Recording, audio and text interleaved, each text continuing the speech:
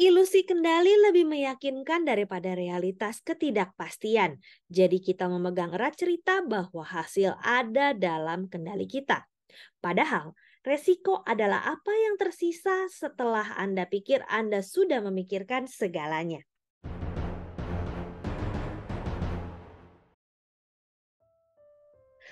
The Psychology of Money. Pelajaran abadi mengenai kekayaan, ketamakan, dan kebahagiaan.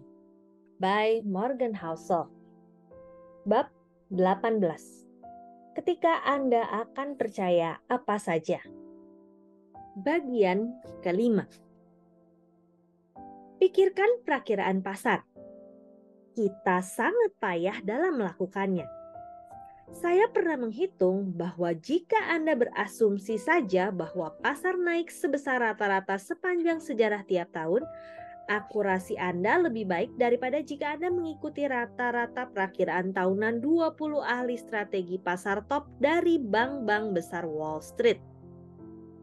Kemampuan kita memprediksi resesi tidak lebih baik.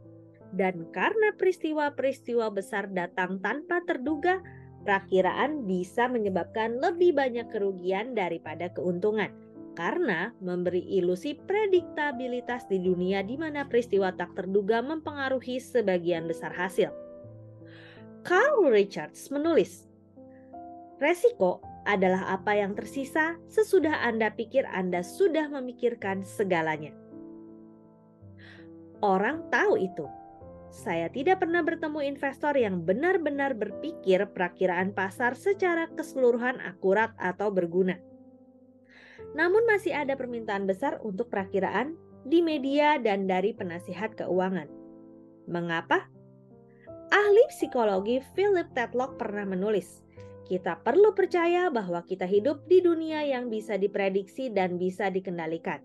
Jadi kita mencari orang-orang yang kedengaran paham dan menjanjikan memuaskan kebutuhan itu.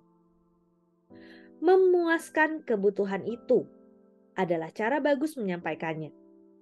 Ingin percaya kita memegang kendali adalah rasa gatal emosional yang perlu digaruk, bukan masalah analitis untuk dihitung dan dijawab. Ilusi kendali lebih meyakinkan daripada realitas ketidakpastian. Jadi kita memegang erat cerita bahwa hasil ada dalam kendali kita. Sebagiannya berhubungan dengan pencampur adukan bidang yang presisi dan bidang yang tak pasti. Wahana antariksa New Horizons NASA melewati Pluto 2 tahun lalu. Perjalanannya sejauh hampir 5 miliar kilometer, menghabiskan waktu 9,5 tahun.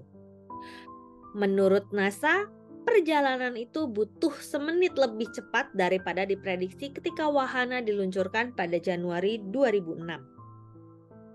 Pikirkan itu. Dalam satu perjalanan selama satu dasawarsa yang belum pernah diuji, perakiraan NASA 99,9999998% akurat. Itu ibarat memperkirakan perjalanan dari New York ke Boston dan akurat sampai 1/4 juta detik. Namun, astrofisika adalah bidang yang presisi. Astrofisika tidak dipengaruhi tingkah pola dan emosi manusia seperti keuangan.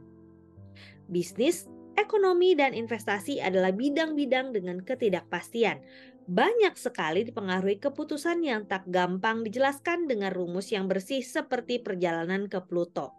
Namun kita mati-matian menginginkannya seperti perjalanan ke Pluto karena gagasan insinyur NASA memegang kendali 99,99998% hasil itu indah dan menyenangkan.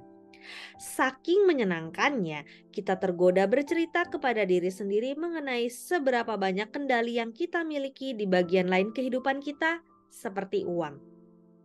Kahneman pernah menjelaskan jalan yang diambil cerita-cerita itu. Bila merencanakan, kita memusatkan perhatian ke apa yang kita ingin lakukan dan bisa lakukan. Mengabaikan rencana dan keahlian orang lain yang keputusannya boleh jadi mempengaruhi hasil kita. Dalam menjelaskan masa lalu dan memprediksi masa depan, kita fokus ke peran keahlian dalam sebab akibat dan mengabaikan peran keberuntungan. Kita memperhatikan apa yang kita ketahui dan tak memperhatikan apa yang kita tidak ketahui, membuat kita terlalu percaya diri dengan kepercayaan kita. Dia menjabarkan bagaimana itu berdampak kepada bisnis. Saya beberapa kali bertanya ke pendiri dan pegawai perusahaan rintisan inovatif. Sampai mana hasil usaha Anda bergantung kepada apa yang Anda lakukan di perusahaan? Itu jelas pertanyaan mudah. Jawabannya datang dengan cepat dan tidak pernah di bawah 80%. Bahkan bila mereka tak yakin akan berhasil, orang-orang pemberani itu berpikir nasib mereka hampir sepenuhnya di tangan mereka sendiri. Mereka jelas keliru. Hasil suatu perusahaan rintisan juga bergantung kepada pencapaian pesaingnya dan perubahan pasar, bukan hanya usahanya sendiri. Namun para wira swastawan secara alami memusatkan perhatian ke apa yang mereka paling tahu. Rencana dan tindakan mereka serta ancaman dan kesempatan yang paling dekat, seperti ketersediaan pendanaan. Mereka tak tahu banyak mengenai pesaing, sehingga menganggap wajar membayangkan masa depan di mana persaingan tak berperan besar. Kita semua begitu, sampai batas tertentu. Dan seperti putri saya, itu tak mengganggu kita sedikit pun. Kita tak berkeliaran dengan membuta dan bingung. Kita harus berpikir bahwa dunia tempat kita berada itu masuk akal berdasarkan apa yang kebetulan kita ketahui. Anda sukar untuk maju jika merasa yang sebaliknya. Namun, bagaimana dengan alien yang berkeliling bumi? Yang percaya dia tahu apa yang terjadi berdasarkan apa yang dia lihat, tapi ternyata sepenuhnya keliru karena dia tidak tahu cerita yang terjadi di dalam kepala semua orang lain. Dia adalah kita semua. Demikian The Psychology of Money bab ke-18. Saya Roswita Anggraini, sampai jumpa di bab selanjutnya. Terima kasih.